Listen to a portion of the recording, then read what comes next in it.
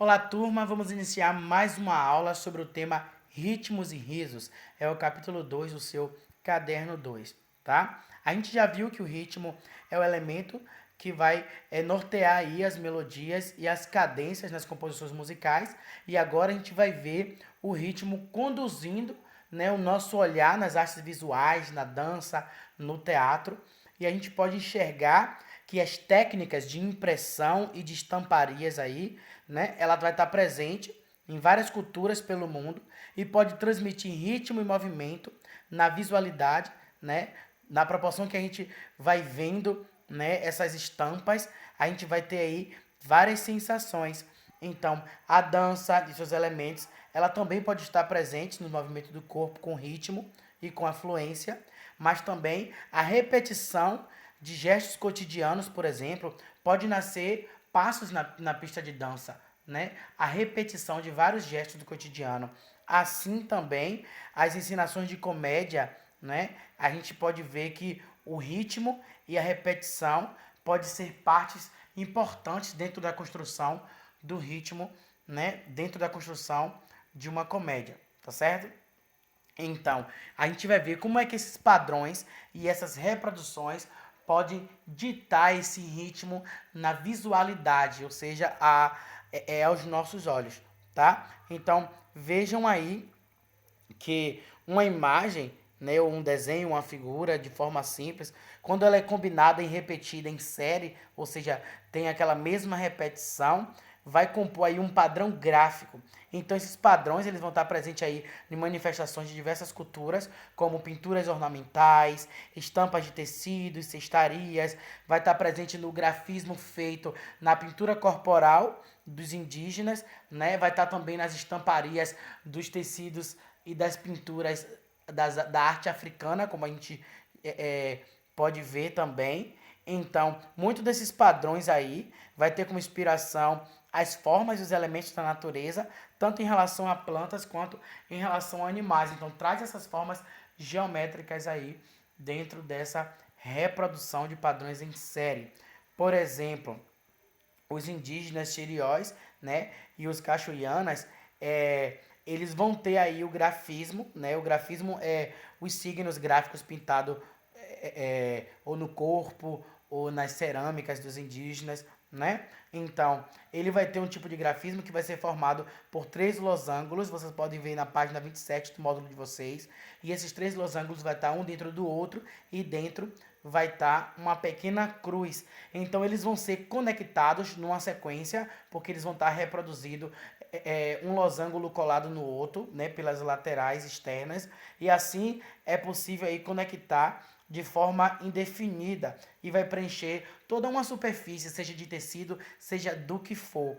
Esse tipo de grafismo é chamado na língua caribe como no, no Keuenafimeno, né, que quer dizer desenho de casa de cupim, e dentro da produção indígena. No desenho do lado direito aí, que vocês estão vendo o senhor, né, ele está impondo uma peça em cima de uma superfície, é como se fosse um tecido, ele está colocando aí parecendo que é um carimbo, não sei se vocês estão conseguindo ver, é uma aplicação manual de estampa com uso de bloco de madeira, tá? Isso pode ser utilizado na confecção das roupas, né? Os desenhos que vão ser aplicados aí na estampa é chamado de rapport, né? Que é uma representação gráfica formada por módulos, que pode ter aí elementos que vai fazer parte de um padrão que vai se repetindo dentro da estampa da roupa. Acredita-se que os primeiros povos que tinham utilizado essa técnica aí sejam os fenícios, né? Na antiguidade. E aí eles faziam a composição da estampa pela tesselagem, que a tesselagem é um método de produção do entrelaçamento dos fios, né, quando vai misturando os fios ordenados aí. Então eles faziam esse entrelaçamento dos fios de cores variadas para formar, né, um padrão de repetição. Ou também por estêncil. Estêncil vai ser uma técnica aí de impressão que vai utilizar um molde vazado para aplicar um spray por cima, né? Também pode ser por meio dos blocos de madeira, como eu mostro na imagem aí a vocês, esse senhor fazendo, né? Parecendo assim uma xilogravura. Lembra o método de carimbo, né? O método da xilogravura. E esses blocos também vai fazer parte aí da tradição de estampas da Índia, né? Onde são aplicados manualmente até os dias de hoje. Então você pode ver que essa repetição aí traz uma ideia de ritmo visual para quem está observando. Então, gente, o movimento conhecido como arte postal, a gente já está aí num outro ponto, que é a arte pelos correios, um outro subtópico, tá? Então, o movimento conhecido como arte postal vai surgir aí na década de 60, né, tendo influência do dadaísmo, aí nas primeiras décadas do século 20, e as práticas do fluxus, que vai ser muito ligado à literatura e vai ser mais ativo aí entre as décadas de 60 e 70. Os artistas dadaístas e do fluxus vão ser os primeiros a utilizar os cartões postais como suporte de suas obras de arte, tá? Aí a proposta da arte postal, ela vai levar as obras para além do espaço dos museus e das galerias. Como eu falei, as obras ela não ficam somente dentro dos estúdios ou dentro dos espaços de exposição oficial da arte, como um museu e uma galeria. Entre as décadas de 60 e 70, esse trabalho de arte postal, ele não era comercializado, né? Ele era trocado entre artistas do mundo inteiro, porque eles faziam os postais, né? E envelopes misturando aí desenhos, colagens, carimbos, como na obra hoje, né, do pernambucano Paulo Brusca, que você vê aí, que eu estou mostrando na tela, tá certo? Então, no Brasil, essas obras elas vão passar a acontecer especialmente na década de 70 e 80, né? Diante da censura das obras de arte no período da ditadura militar. Então, a ditadura militar é um período que a gente vivenciou aqui no Brasil e que havia a censura artística, ou seja, a proibição de determinados tipos de artes, né? Então a arte postal vai ser aí uma possibilidade de se manifestar uma liberdade de expressão que estava sendo contidas naquele momento, né? A troca de experiências estética aí entre esses artistas, tá? Então, em 1981, na 16ª Bienal de São Paulo, fez-se um convite e reuniu postais de artistas de todo o mundo, né? Participaram aí da Bienal nomes como Paulo Brusque, que eu falei a vocês aí agora, dessa arte que está na tela, as cariocas Anabela Geiser, Regina Vata, a gaúcha Regina Silveira e o etíope brasileiro Alex Valauri, tá? Então, poxa, o que foi o dadaísmo? Vocês se perguntam o que teria sido esse dadaísmo, esse movimento, né, que acabou influenciando a arte postal. O dadaísmo vai ser aí uma das vanguardas artísticas, né, do século XX. Os artistas desse movimento vão se expressar de diversas formas, por meio de poemas, performances ao vivo, colagens aleatórias, exercício de improvisos. Então, diante do período da Primeira Guerra Mundial, essas criações elas tinham aí a intenção de negar a ordem do mundo de que observavam. Então, esse tipo de ação, que também busca romper as barreiras entre o que é e o que não é arte, também estava presente nas ações do grupo Fluxus. Então, a gente tinha como representações dadaístas, como, por exemplo, você pegar um vaso sanitário, colocar em um outro espaço, né? Talvez um espaço de exposição artística, fechar a tampa e colocar uma roda de bicicleta em cima. Aquilo é arte? Não sei. Não é arte? Também não sei. O dadaísmo te convida a isso, a você ressignificar, ou seja, dar novo significado a elementos, tá? Que por hora não é considerado arte. E aí você traz para o campo artístico como uma forma de manifestação de uma liberdade de expressão, manifestação de um sentimento com a intencionalidade, certo? De se promover a arte.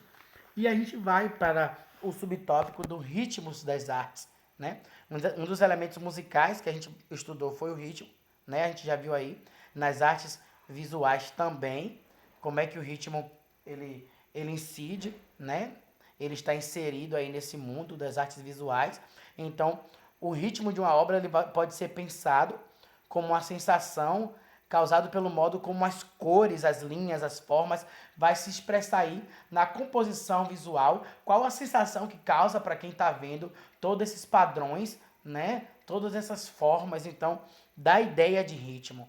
Então, a gente observa aí, né, essa obra da artista plástica Judith Lawande, né, que é essa primeira obra aí da esquerda, do fundo preto, tá vendo? Com os tracejados vermelhos, azuis, amarelos. Então, a gente analisa aí um ritmo em suas cores, linhas e formas. O que será que caracteriza o movimento dessa arte geométrica aí?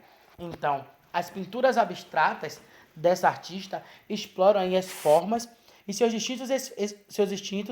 diferentes efeitos visuais, a fim de provocar aí diferentes percepções. Então, na obra Composição Dinâmica Cinza sobre Cinza, né, que é da mesma artista, ela vai usar aí distintos tons de cinzas, as linhas em diferentes inclinações, de forma diagonal, não tem simetria, não tem espelhamento, né? Não tem uma ordem certa.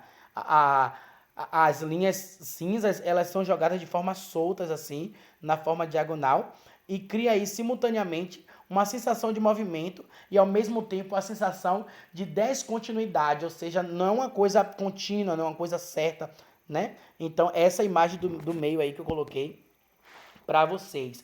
Aí agora eu quero que vocês observem o monumento Tomie Otaki, né? Do artista Tomie Otaki, né? Esse artista nasceu em Kyoto, no Japão, e vai chegar aqui no Brasil em 1936. Aí a gente tem essa escultura vermelha aí, feita por ela em comemoração ao centenário da imigração japonesa no Brasil, né? Em 2008. Essa escultura tem 15 metros de altura, então essa obra traz curvas, traz a sensação de movimento, né? E uma intensidade do vermelho aí, a espessura, a dimensão da estrutura dão ideia de força, né? Dão ideia de vitalidade. Então, essa imigração japonesa é representada através dessa arte aí. Então, qual é o ritmo? Qual é a sensação rítmica que traz pra gente essa obra? Que vocês estão vendo aí do lado direito, essa terceira imagem aí da sua tela, tá certo?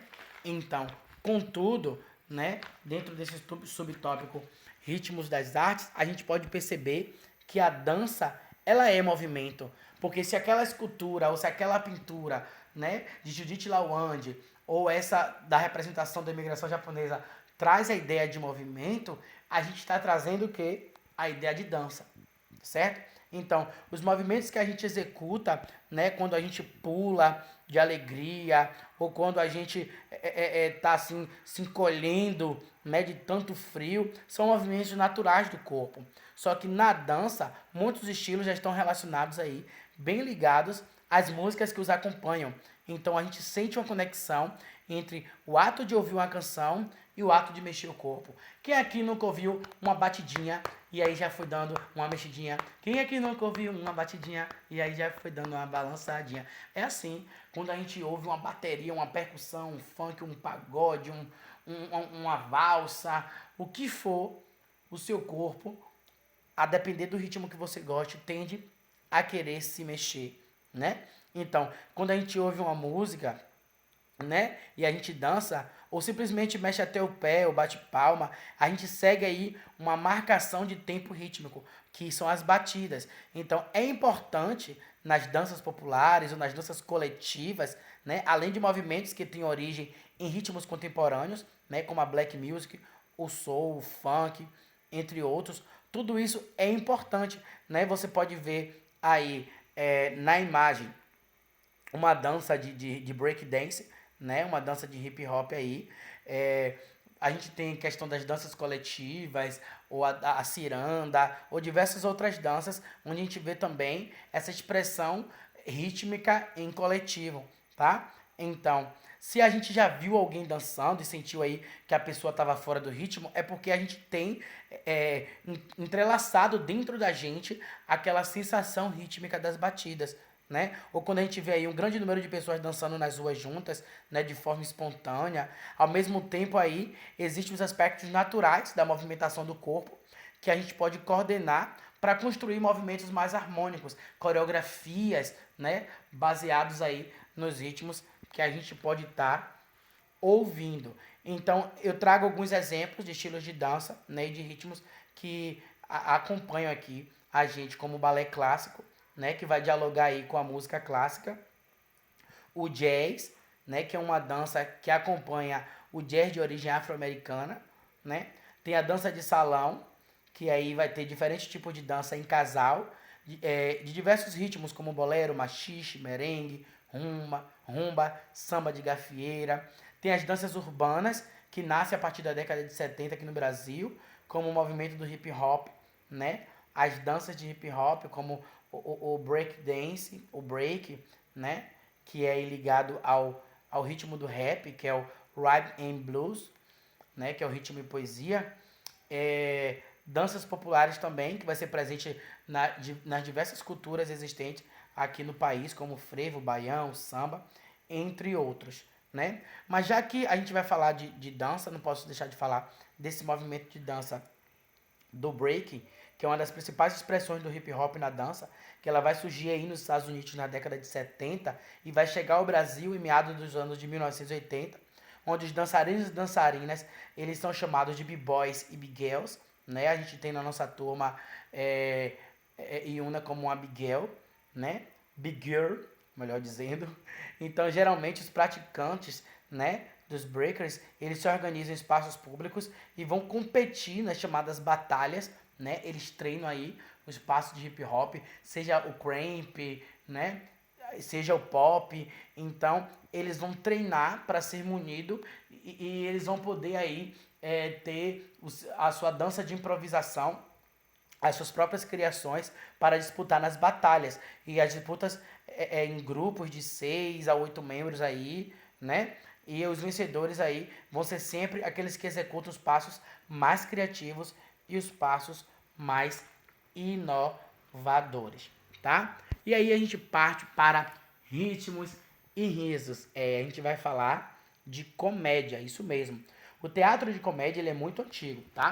Então, na história da humanidade, né, ele vai existir desde os tempos mais remotos aí. A gente tem os gregos, depois os romanos, que vão se tornar uma referência para o teatro moderno. E com o passar do tempo, as comédias e o teatro, né, vai se tornar aí uma arte de corte, né, vai estar aí nos ambientes da nobreza. Então, vai haver a modernização das sociedades, a formação, o crescimento das cidades no mundo, né? Vai se formar aí teatros, vai ser criados ao longo do tempo os teatros e vão se passar a receber aí espetáculos e um grupo de espectadores cada vez mais diversificados. A gente tem a comédia nascendo lá na Grécia, né? Um gênero que é o gênero teatral que faz as pessoas rirem, né? Então, no século XV vai surgir na Itália aí a comédia dell'arte, que é a comédia de arte, né, claro, um tipo de teatro com personagens fixos, né, que vai seguir aí um improviso e misturar com as acrobacias, né, rítmicas do corpo. Então, como o número de personagens era sempre o mesmo nas apresentações, começaram aí a surgir as companhias de teatro que iam viajando e levando aí as apresentações para diversos lugares. E um dos mais cômicos personagens da comédia dell'arte era Brighella, né, que deu origem aí a algumas práticas de palhaçaria. Então, essa comédia dell'arte da Itália, ela vai se popularizar na França no século XVII, vai influenciar Jean-Baptiste Poquelin, que é um dramaturgo conhecido como Molière, e ele vai criar o chamado comédia de personagens, que vai trazer aí personagens mais profundos e construindo aí mais detalhes, né, com mais riqueza de detalhes, cada personagem desse de comédia. E mais recentemente, no século XX, vai ter novos estilos de teatro se popularizando, como comédia pastelão, que vai trazer aí situações absurdas que fogem do bom senso em si, né? Comédia de bordões, muito comuns em programas de humor ou programas de auditórios, né? Que vai utilizar aí frases repetidas que configura falas de determinados personagens. Tem também as comédias românticas, que vão misturar histórias de amor com situações engraçadas, que vai levar a gente a rir bastante. Quem aí nunca gostou de assistir os filmes de comédia romântica, né? Existem meninas que já gostam desse negócio de comédia romântica, né? Aí a gente vai ter vários filmes. Tem um que, da minha época, que eu já gostava, que é Procura-se um amor que goste, Procura-se um amor que goste de cachorros. É alguma coisa assim. É bastante interessante, tá? Bastante engraçado. É da minha época. Mas vários artistas dentro da comédia, como Ed Murphy, né? Que é o centro aí o ícone da comédia na indústria do cinema, né? E a gente vai ter aí várias representações.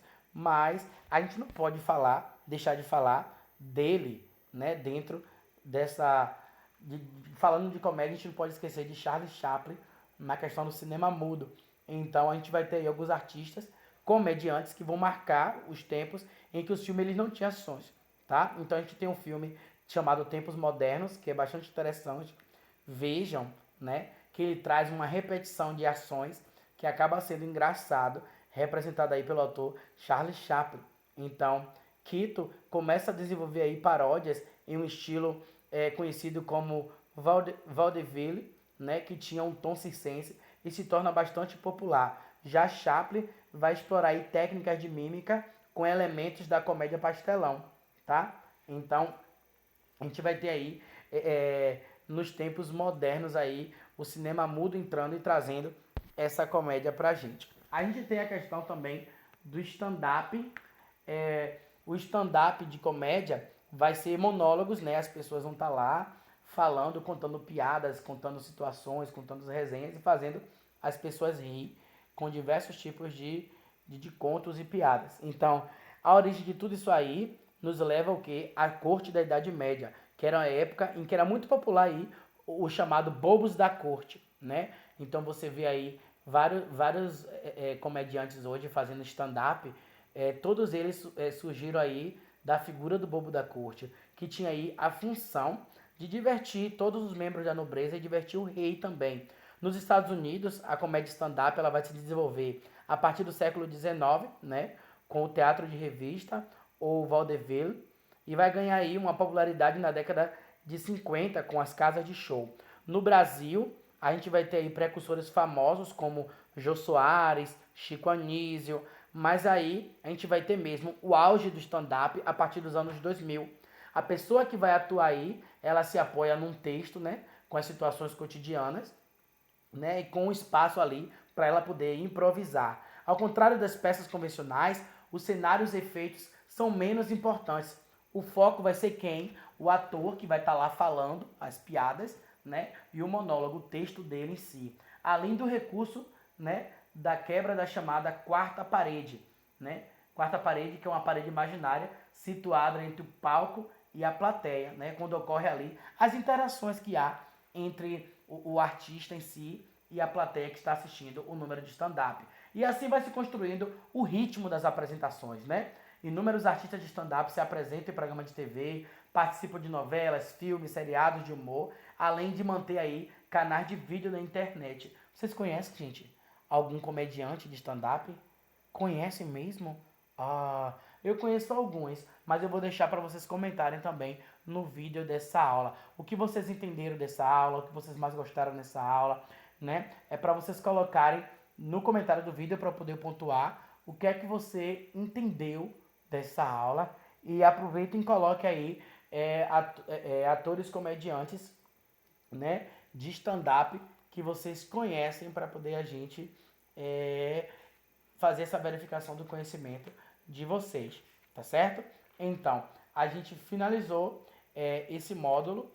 Eu peço que vocês coloquem aí o que você entendeu no assunto desse vídeo e de todas as outras aulas da segunda unidade, né? Comentem no vídeo porque eu vou pontuar o comentário e também eu preciso que vocês respondam a atividade final que vai fazer a pontuação para fechar a nossa unidade. Mas isso não quer dizer que você não vai responder a parada obrigatória e a parada complementar desse módulo do caderno 2 de arte, tá? Eu confesso que como a gente está fazendo uma reposição de aulas, eu não vou poder recolher a parada obrigatória e a parada complementar para pontuar na segunda unidade, tá certo? No caso, eu falo desses dois últimos vídeos que a gente viu, dessas duas últimas aulas que a gente viu. A que a gente fez inicialmente, ela vai ser pontuada, mas a gente vai preencher a pontuação com uma atividade impressa que eu estou enviando para vocês, vocês vão responder para mim tá? E aí eu equilibro toda a pontuação dessa unidade. Beijão para vocês.